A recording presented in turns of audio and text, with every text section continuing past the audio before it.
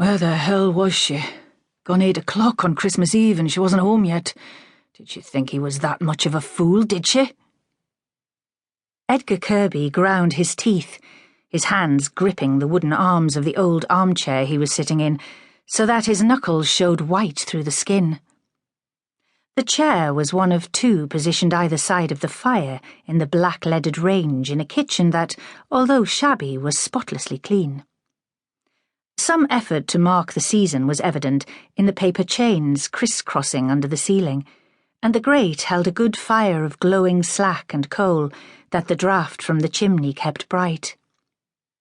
2 gas mantles on one whitewashed wall hissed and popped now and again as they shed their limited light over the room, and the smell of the pot roast in the oven was mouth-watering. Anyone entering the kitchen would have been struck by its simple coziness, from the thick clippy mat the armchairs stood on, to the sunshine-yellow flock cushions positioned on the battered 6-foot wooden settle set against the wall opposite the fireplace. A natural homemaker lives here, they would have thought, as their eyes took in the yellow curtains at the window in the same material as the cushion covers, and the small earthenware pot of white hyacinths in the centre of the scrubbed table. Someone with the touch of making the most wretched surroundings comfortable. And certainly this terraced house, like the ones surrounding it in the tight grid of streets in the heart of Sunderland, was as poor as they come. Edgar sat immobile for a few minutes more, staring at the fire but without seeing it. Instead, his mind was full of moving pictures of Molly and the man she worked for, lewd, explicit images that burned against his eyeballs and caused a rage that brought him to his feet, whereupon he started pacing the room, his hands clenched fists. A creaking of the kitchen door brought his head swinging round to see his 9-year-old daughter standing in the doorway, her younger brother behind her. "Is Mum home yet?"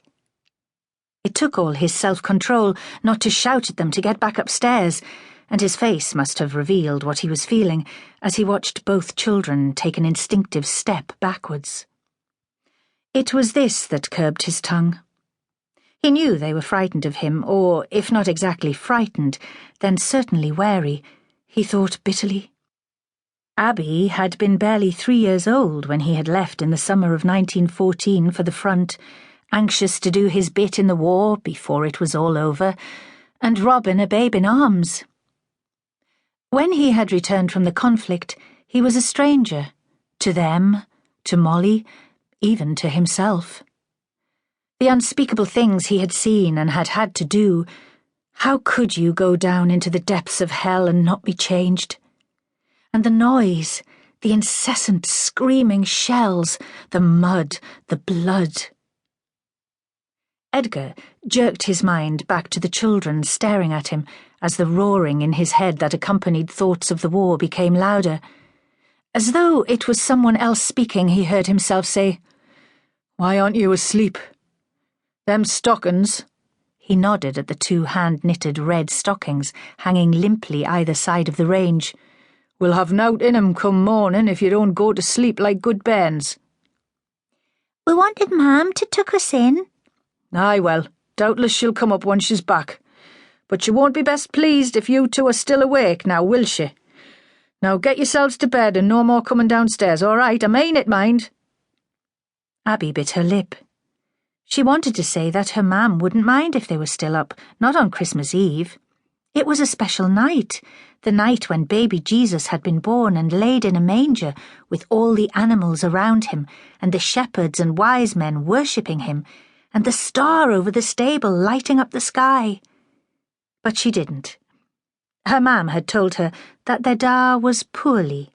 They must always remember that, her mam had warned, and never do or say anything to trouble him. He would get better, her mam had gone on, but it would take time, and they had to be careful never to cheek him or argue, but always to do exactly as they were told and to be quiet when he was in the house. Her mam had added that last bit after one day in the summer when Robin had been jumping on his bed and had fallen off with a crash loud enough to wake the dead.